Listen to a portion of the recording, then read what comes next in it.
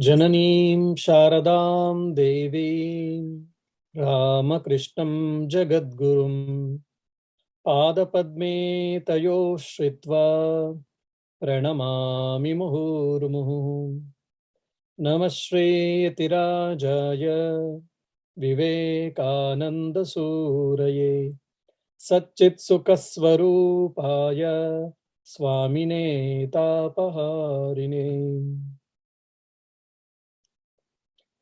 Dear devotees, we are discussing the Narada Bhakti Sutras, Narada's aphorisms on devotion.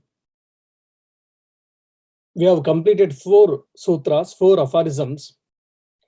In the last 3 sutras or aphorisms, we try to understand what is devotion. So the devotion is of the nature of supreme love, Parama Prema Rupa, supreme love. And also, it is of the nature of immortality, that is Amrita Swarupacha.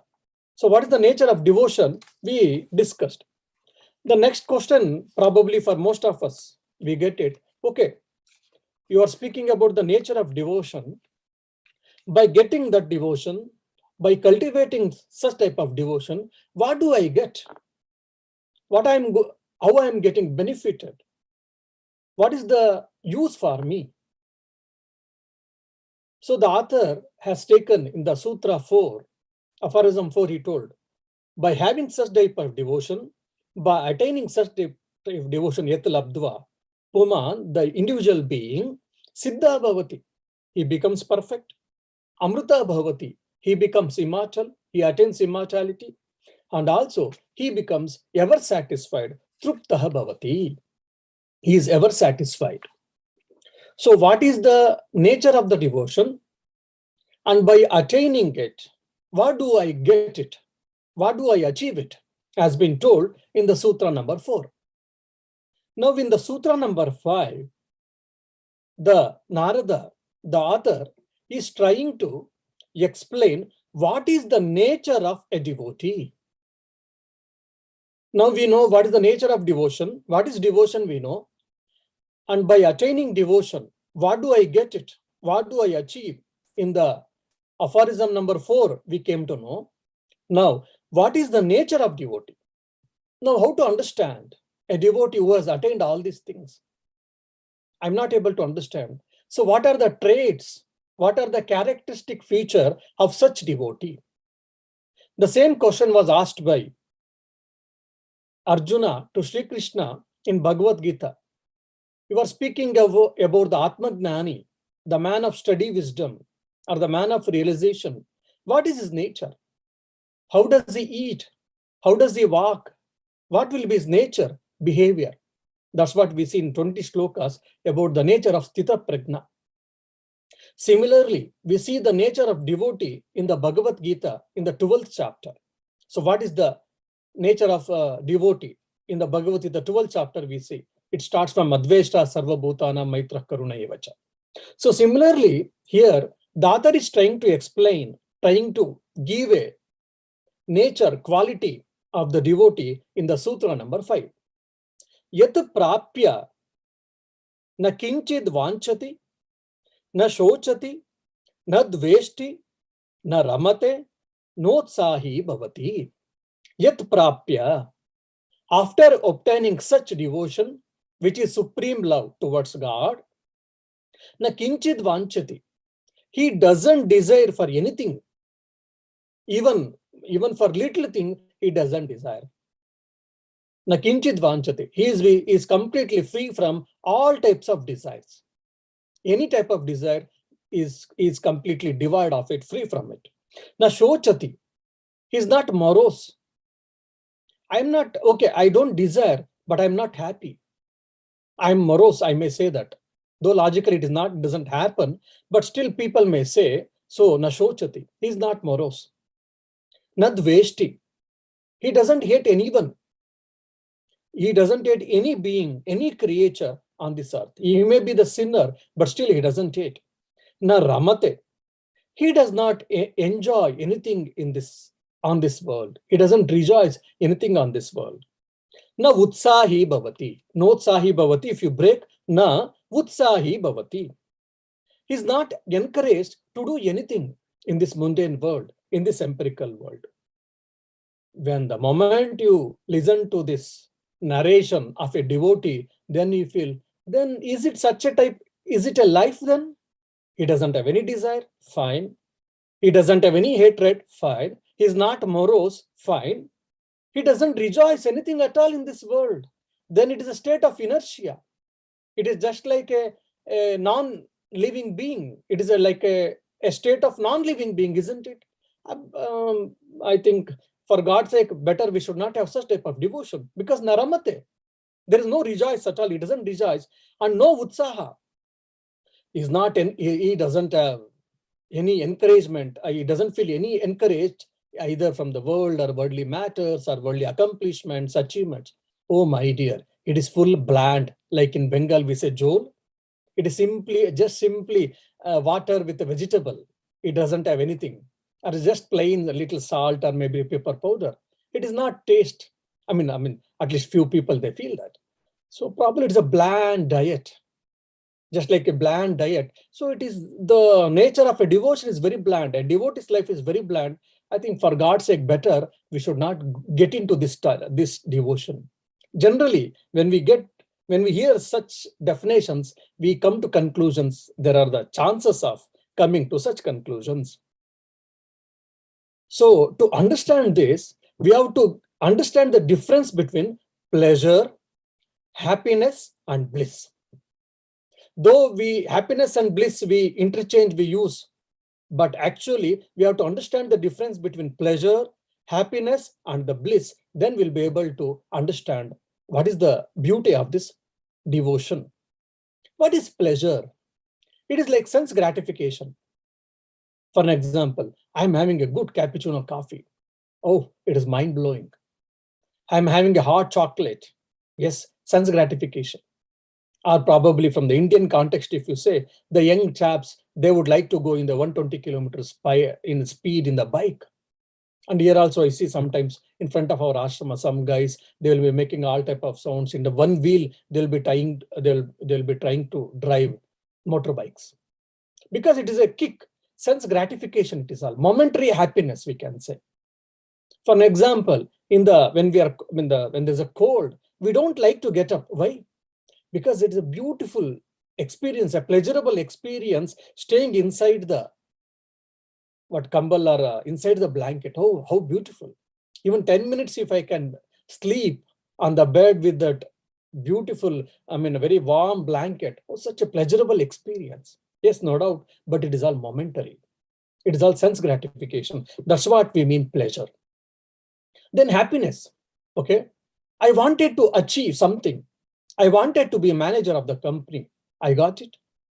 I wish to stand first during my graduation or post-graduation. Fine. And I wanted to pursue my graduation or a doctorate. Yes. All material accomplishments, when we do accomplish, we do get sort of happiness here, which is a longer and which is better than the pleasure.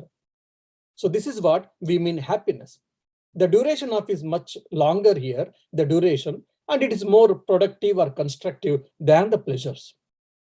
The bliss is, it is eternal bliss we speak, which is product, it is not product, which is born out of self-realization or God realization. That's what we use the word in Sanskrit, ananda.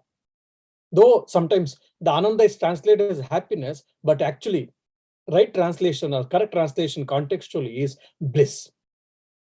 So here the author is trying to tell that one who attains the supreme devotion, he will be in the state of complete satisfaction. He will be the complete bliss. He will attain that supreme bliss, everlasting bliss.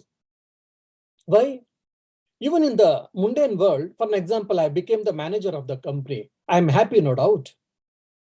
For some time. Afterwards, when the problems comes in, when the challenges or adverse circumstances coming and so many other challenges coming and the fear of losing the post, all these things will make us to fear, and the loss of joy is there always in the mundane life or in all our accomplishments.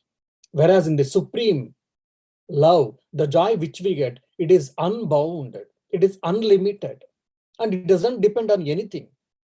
It is beyond all limitations. It is beyond all the time and space causation. That is the beauty of the supreme love, supreme joy, or supreme bliss. That's why we should aspire for that everlasting bliss. That is what we may say here. For example, in the Bhagavad Gita, if you remember, Prajahati yada kaman sarvan partha manogatan atmannevatmana tushtaha sthita prajnastadochyate. The first sloka of the sthita prajnasya lakshana, the nature of a man who has realized self, who has got perfect wisdom, steady wisdom, means he is complete in himself, he is free from all desires, and he is ever satisfied in himself, in the self. Such a person is called sthita prajna, a man of steady wisdom. So even here also, this devotee who has attained the supreme devotion, he is also a perfect man. He is free from all types of desires.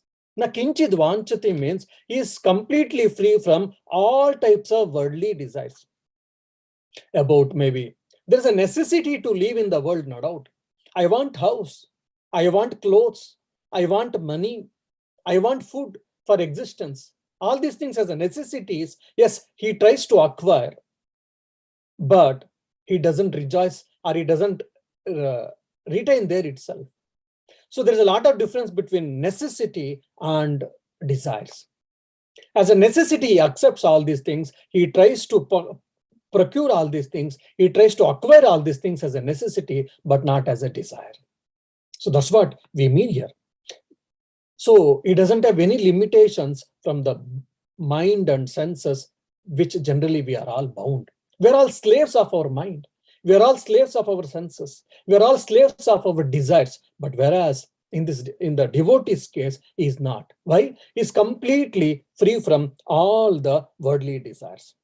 He has got, if at all, he has got the only one desire, to enjoy the bliss, to enjoy the love of the God or towards the God.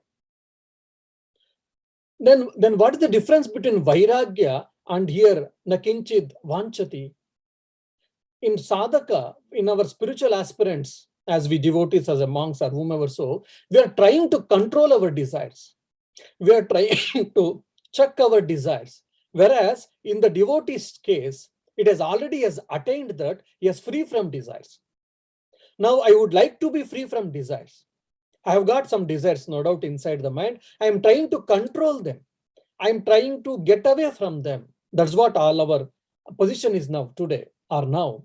But whereas in the devotee's case, or who has attained the supreme devotion, for him, he is free from all these worldly desires because he is ever satisfied. And even a little desire is also not there. Okay, I don't have many desires. Maybe one or two desires I have got. Probably, if again from Indian context I am speaking, in an old granary, if asked, oh, I finished all things in my life. I've got only one desire, maybe going to Kashi, or going to such and such a place, seeing such and such a place, or I don't have anything else, only I want to see grandson or great grandson. Only one desire is left out. I don't have anything else. Such type of utterances we hear from the old people. So you can say, I don't have any desire except one desire, you may say, but a devotee, a real devotee, even he will not have a single desire with respect to world or worldly objects or worldly affairs. Now, kinchid vanchati is completely free from all desires in toto. And see here, everything is linked. When na kinchid vanchati, na shochati. Because I have got a desire. When desire is not fulfilled, my expectations are not fulfilled, I am morose, I am sorrowful, I have got grievances. The moment when I am free from desires, definitely there is no reason, there is no cause for grief.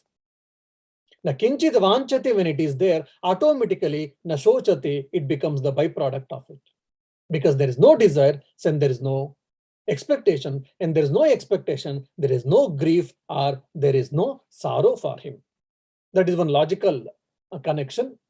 Apart from that, otherwise also, because he is ever satisfied, he has attained the supreme love or whatever, so he doesn't grieve because he has come out from the fear of death and he doesn't bother about his future. What will happen to my future? He's not bothered. Okay, something has happened. What will happen to me or my people, my children, etc., etc. is not bothered because what is reality. In reality, what is and how much I have to give value for all these things is very clear about it. So in reality, he doesn't grieve for anything. And also because since there is no desires for him and he is complete in himself, either residing in God or residing in the self, so he's completely perfect and there is no imperfection left out in him, so there cannot be any grief or any sorrow. When there is imperfection in me, then there is a chance of grief, then there is a chance of sorrow. But when he or she is completely perfect, free from desires, then he or she is perfect, then he or she is completely free from all sorrows.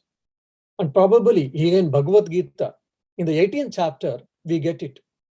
Ayukta prakruta stabdaha shatho naishtuti kolasaha vishadi dirga sutricha karta tamasa uchyate. In a very, very fine point, very fine understanding is one that the sorrow is born out of tamas, it seems. If someone is sorrowful always, morose always means he's tamasic in nature. Why? A performer in the mode of ignorance is one who is undisciplined, vulgar in nature, stubborn, deceitful, slothful, despondent, and a procrastinator. That's what in Bhagavad Gita, 18th chapter, we come across. If someone is morose at all times, that means he's a tamasic person. So the sorrow is the nature of tamas, it seems. So we are not supposed to be sorrowful. The same thing we can see in the Yoga Sutra also. That is Patanjali Yoga Sutra. In the 215, I think, we parinama tapa samskara dukkai gunavrutti virodacha dukkameva sarvam vivekina. It also comes. And also, the world is full of opposites. I always tell on the lighter side, buy one, get one free. Buy one, get one free.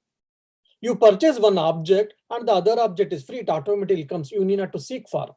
You need not to ask the company, a shop owner.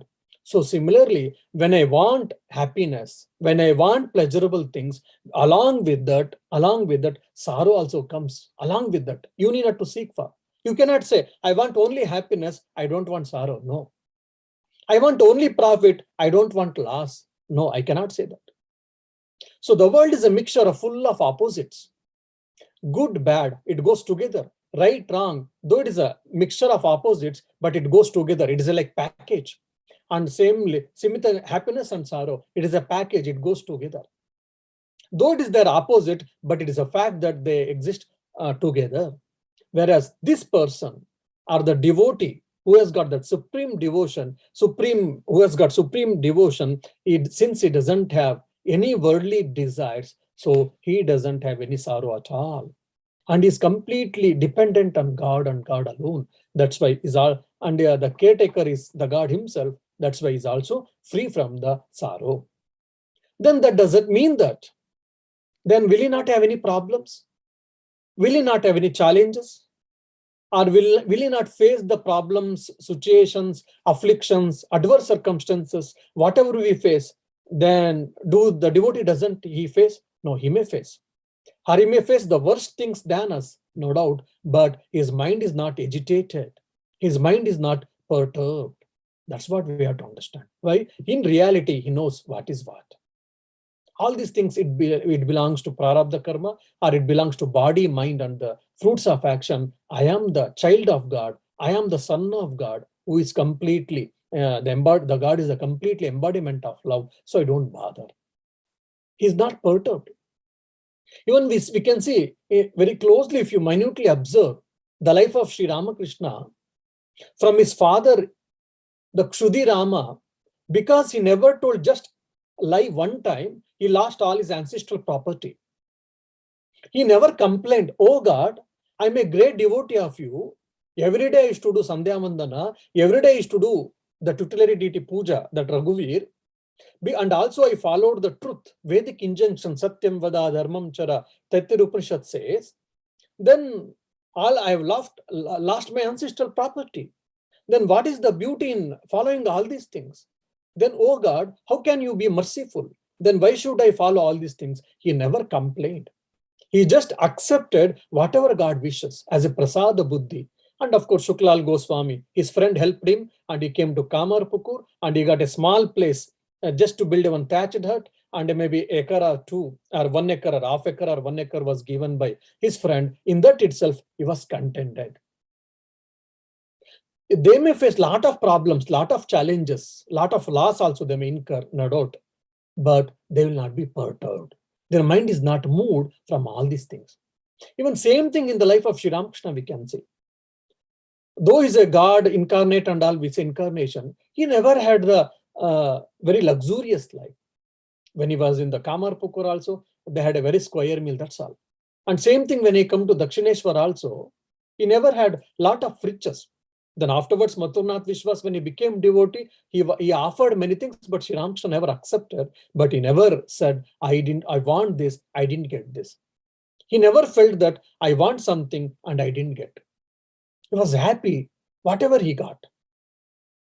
The same thing we can see in the life of Holy Mother Sharda Devi. Lot of problems she had. Insane people, she had selfish people, she had saints, she had sinners, and all this she had to undergo a lot of problems due to her own relatives and etc. But she was always happy. She was always blissful. Very rarely in whole of her life, 2 or 3 times she complains or she says, oh, why all these things are happening? Or otherwise, the whole of her life, she always gave something to the society or to the people. She never thought, okay, what will happen to me? So this is the nature. From the humanistic point, if you study the life of incarnations, you will understand they are contented people. Why? Because for them, they know the real worth is only God and God alone. Either you can say self or you can say God. That doesn't mean that they are devoid of emotions, they are devoid of sympathy, they are devoid of compassion, they are stone-hearted people, and they don't have any feelings at all. No, they are with full of feelings. Actually, they are more sympathetic and empathetic and compassion than us. Why? Because the tinge of iron mindness is there in me, in every one of us. The selfishness is there. If he or she doesn't go well with me, then definitely whatever it may be, I don't like him or her, then I keep away myself. The tinge of selfishness is there, I and mine. Whereas in this great devotees, there is no that tinge of selfishness. There is no tinge of I and mineness. So they're always ready to help everyone at any cost. They have got universal heart probably. They're more sympathetic, more empathetic, and more compassionate. And they'll be more sensitive to others' problems. They may not be sensitive to themselves, but they'll be sensitive to others' problems. And we can see in the Swami Vivekananda's life, we can see in the Jesus Christ's life, we can see in the Buddha's life, we can see in the Prahlada's life. Prahlada was ready to face any troubles, any problems, just to save the humanity, to save the mankind, so that let everyone go near the God. So he never bothered about himself, he was bothered about the people, the mankind. Oh God, give me more and more energy, devotion or energy, so that I can take more and more people towards you. That's what he wanted. And the next, the quality, the trait, the characteristic feature of a devotee is telling, Narada is telling that Nadveshti means he's free from hatred. Why this hatred comes at all? When my desire is not fulfilled, then this aversion comes, angry comes. Or if someone is standing as an obstacle to fulfill my desires, to fulfill my achievement, to fulfill my accomplishments, then I hate such and such a people. Or because he hurted me, he hurts me, that's why I hate him. Or he doesn't like me, so I don't like him, so hatred. There also hatred is possible to come. That's why in Yoga Sutra, they say, aversion is that which dwells on pain. Dukkhanushayidveshaha. Means because I've got pain from someone, I hate them. Because I've got pain from something, I hate that object or that person or whatever. Whereas the devotee is free from all the desires. Now, kinchid vanchade, when there is no desire for him, then there is no question of hatred at all. For him, there will be no enemy at all. Because for him, everyone is friends. Because for him, everyone is the child of God, children of God. That's why he doesn't hate at all. Because he doesn't need anything or he doesn't desire for anything.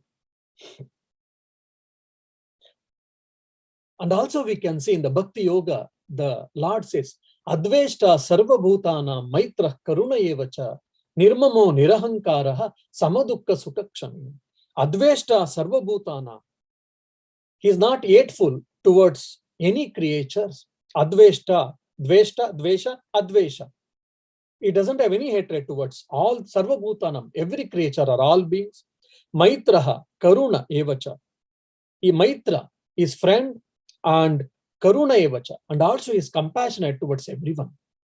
Nirmama, he doesn't have any mamakara, attachment, or nirahankara, means the sense of I-ness and minus is not there in him. The whole Kurukshetra happened, the Kurukshetra war happened, why? Because of I-ness and minus. In Duryodhana and Dhritarashtra, the I-ness and minus was very strong, that's why the Kurukshetra war happened. If Dhritarashtra had twisted the ear of Duryodhana and said, you have to follow the rules, you have to follow the ethics, you have to follow the morality. You may be my son, but never mind, you have to be rightful. If he had twisted his ear, definitely Kurukshetra war could have been avoided. But he was not doing. Why? Duryodhana was doing blackmail. Why? Because his son. Whereas you see, in the life of Shantanu Maharaja or Bharata Maharaja, Bharata Chakravarti, though he had a son, he knew that his son is not eligible to become the king. That's why, though he had a son, he didn't coronate him as a crown prince. Rather, he brought another guy who is the son of someone else as he coronated as a crown prince. When Bharata Maharaj's mother asked, what type of father you are? You yourself, you became the curse to your son. Why? Because he was supposed to be the next prince, next king, but you didn't do it. He said, Mother, I may be a bad father, but I'm a right king. Because the dharma for a king and the dharma, the duty or the dharma for a common people is totally different. For a king, he has to live a life of monk-like. For him, the world is first. The kingdom is first, afterwards for his family. For a common person, the family is first, the world or the society is next. So I may put my son as a crown prince, never mind. As a father, I'll fulfill my duty, no doubt. But as a king, I will not be doing my responsibility properly. Because my swadharma, my duty is to appoint the right person. That's why he never appointed his own son as a crown prince, rather he appointed someone else. Both are come from the same lineage, or from the Kuru Vamsha, but you see the vast difference between Bharata Chakravarti and Dhritarashtra, the Chakravarti. Whereas Dhritarashtra, he had that I-ness and minus, me and mine, me and mine. That's why the Kurukshetra war happened. And the same Kurukshetra war is happening in us every day, between good and bad, right and wrong, between pleasures and happiness. That's what we say, Shreyas and Preyas from the Upanishadic language. I know what is right. I know what is wrong. I am unable to practice right. I am unable to leave the wrong things. I do procrastination, whatever. Why? Weakness, you say, etc., etc. Why? Because of I-ness and minus. Attachment to this body and mind complex is the root cause for all our problems. And whereas Nadveshti, the devotee, is free from hatred because he doesn't have any desires. He doesn't seek any pleasures.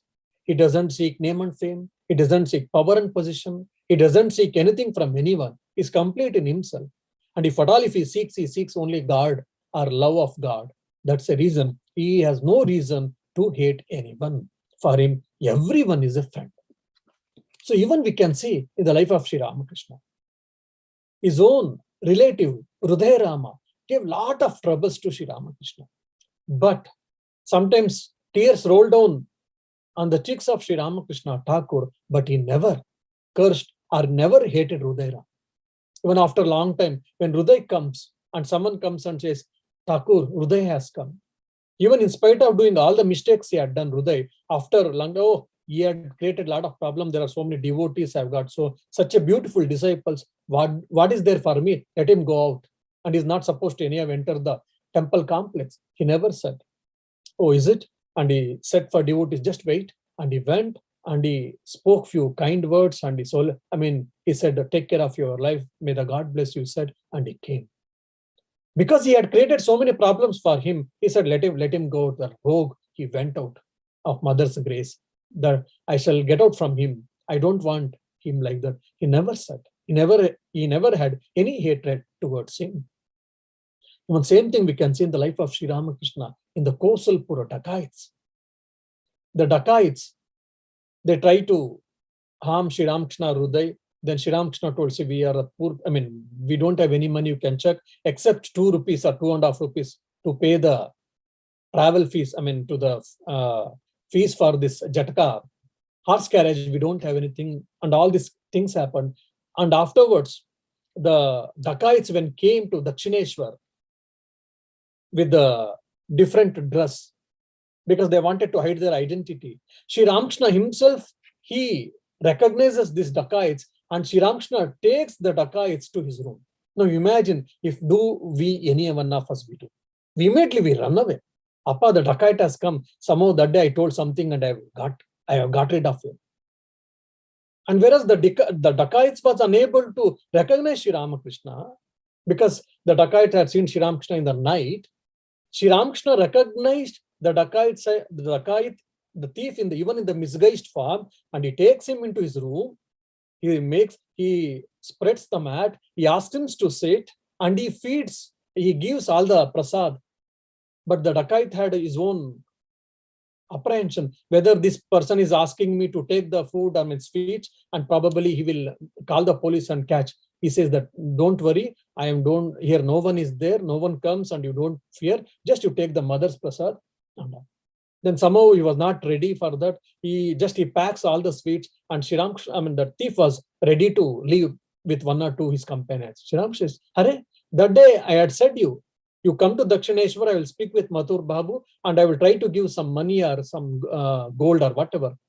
Don't you want? Sri Ramakrishna himself voluntarily asking the dacoit, whatever the promise he made. So that's why he's Sri Ramakrishna. That's why he's a God. The thief says, no, not now. I will come some other day. And he goes away. And the second time the dacoits comes, again with all that hospitality, Sri Ramakrishna takes care. Now imagine, Sri Ramakrishna is extending his hospitality not for any relative, not for a great personality of the country or of the state or of the area. He's a number 1 thief, probably has killed so many people. But even to such person, Sri Ramakrishna, he extended his love and compassion. So that what happened? In due course of time, the thief's life got changed, and they left the robbery, and everyone, whatever they knew skills, maybe carpentering, plumbing, or whatever, they tried. And they got changed. And the main person who knew carpentry, he makes one beautiful seat like Simhasana, where the Matadipatis, they sit, like a wooden seat, like where the Matadipatis. Such a seat was made by the dacoit leader, and he brings to Sri Ramakrishna and he offers, please accept this as a kind offering towards me. Because that unselfish love, pure love, compassion of Sri Ramakrishna, it changed even the life of a thief. That is the greatness of the pure love. That's why Nadveshti, he doesn't hate. Sri Ramakrishna even never hated even the thieves. We can see in the life of Buddha, he never hated Angulimala, the great killer. Probably had killed 100 people or 99 people. He never hated him. That's what, this is the character of the real devotee, Nadveshti. Because they accept joy and sorrow with equanimous mind. For them, joy and sorrow, good and bad, right and wrong, profit and loss, both are same. With the equanimous mind, they accept.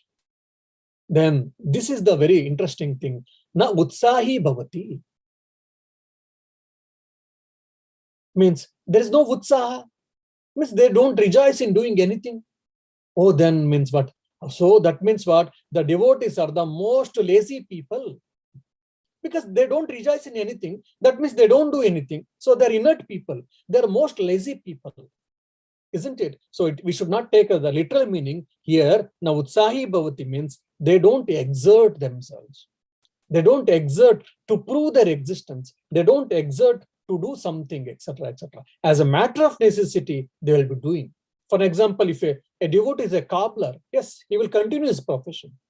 A devotee is a king, yes, he will continue his duties as a king, kingly duties.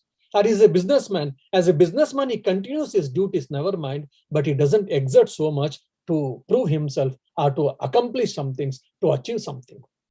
Or just see in the simple language, layman's language, we can say, he doesn't do any selfish activities. His activities are not colored by any selfish desires. The same idea has been given in Bhagavad Gita, Sarvarambha Parityagi. He does not take any undertakings. He does not take any new projects. So Sarvarambha Parityagi, many times the devotees ask, whoever studied this, Swamiji, in the Bhagavad Gita, they are saying that Sarvarambha Parityagi, I see in the mission they are taking so many projects. That means you are against Bhagavad Gita. You are against the nature of the devotee. Oh my God, was it, Swamiji? There is a serious trouble in you people. I think you should think about it. So that doesn't mean that we should not take any projects, new projects. Means we should not take any selfish works. Our work should not be colored or backed by selfish ends. That's what we mean. So now utsahi bhavati means also he is not taking any selfish undertakings. His actions are not colored by, backed by, or desired with the selfish actions. That's what we mean. Because why? Everyone, till our death, Buddha or Buddha, everyone has to work. Everyone is bound by actions in this karma bhumi, in this world. So everyone has to perform actions. Even the devotee also will be performing actions. We can see the greatest karma yogis are Sri Ramakrishna. The greatest karma yogi is Adi Shankaracharya, the greatest philosopher who gave non-dualistic philosophy, Advaita, and the greatest karma yogi was Swami Vivekananda. They were all the busiest people in the world, if you see. Then no utsahi bhavati, sarvarambha parityagi.